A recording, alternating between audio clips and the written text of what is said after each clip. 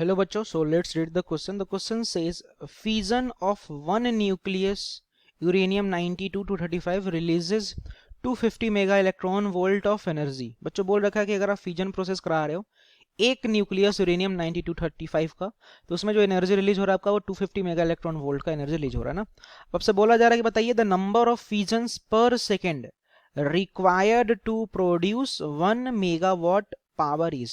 अगर हमें 1 megawatt power अगर हमें प्रोड्यूस करना पड़ेगा तो उसमें नंबर ऑफ फ्यूजन पर सेकंड का वैल्यू क्या होगा आपसे बच्चों अकॉर्डिंग टू द क्वेश्चन पूछा जा रहा है, जिसमें आपका ऑप्शन नंबर 1 क्या रखा आपका 9.2 into 10 to the power 17, option number 2 क्या रखा आपका 6.3 into 10 to the power 23, option number 3 क्या रखा आपका 1.6 इंटू 10 टू द पावर 9 और ऑप्शन नंबर 4 क्या रखा आपका 2.5 इंटू 10 टू द पावर 16। तो बच्चों अगर अपन बात करें रिगार्डिंग द की concept to introduce the main concept of the problem, तो बच्चों सबसे पहले अपन थोड़ा सा इंट्रोडक्शन देंगे अबाउट द न्यूक्लियर फ्यूजन के बारे में।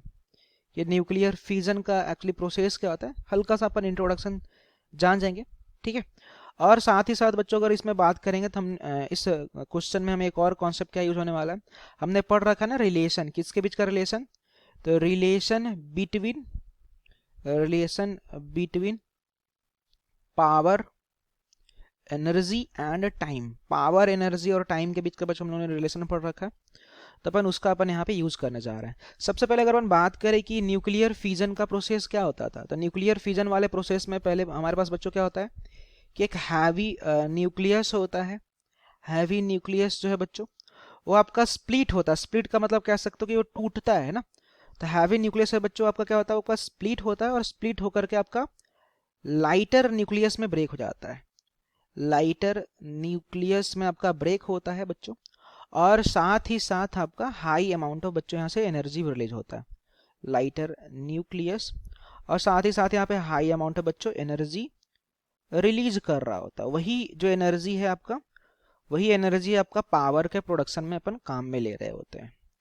अब रही बात की पावर एनर्जी टाइम का क्या रिलेशन है, तो हम लोगों ने पढ़ रखा ना पावर जो हमारा होता है this is simply equal to energy upon time. Okay, मैं यहाँ पे लिख दे रहा हूँ E इज वॉट बच्चों, यहाँ पे E इज द एनर्जी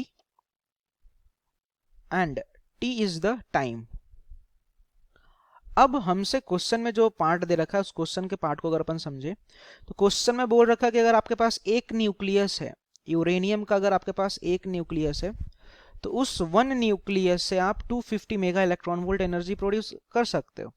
तो 1 न्यूक्लियस से आपका 250 mega electron volt energy produce कर सकते हो। तो मैं मान लेता हूँ कि मेरे पास n न्यूक्लियस है, मुझे नहीं पता कितनी संख्या है, तो अगर मैं मान लूँ कि n न्यूक्लियस है तो उसमें अगर अपन बात करें जो टोटल एनर्जी यहाँ पे n न्यूक्लियस हो जाएगा टोटल एनर्जी, उसका वैल्यू मैं क्या बोलूँगा, उसका मैं वैल्यू बोलूँगा n इंटू का 250 मेगा इलेक्ट्रॉन वोल्ट।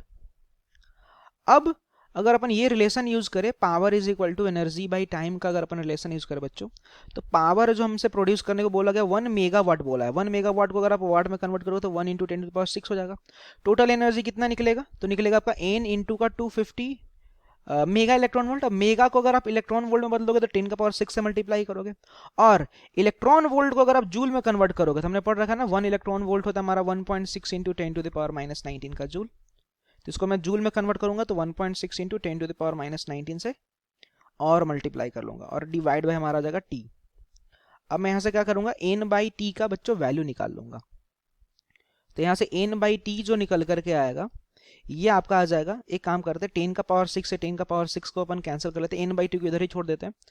तो ये आपका आ जाएगा 10 टू द पावर 19, 10 का पावर 19, क्योंकि ये वाला 19 इधर जाएगा तो प्लस में हो जाएगा, और डिवाइड में आपका आ जाएगा 250 इंटू का 1.6।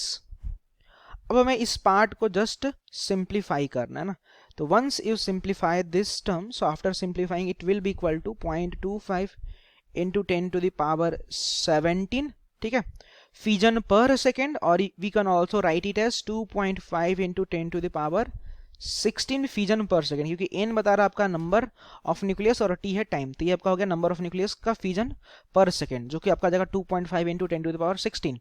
अब अगर अपन ऑप्शन से बात करें तो 4th नंबर का ऑप्शन बच्चों करेक्ट है। So this is the final answer. Hope you understood it well, best of luck.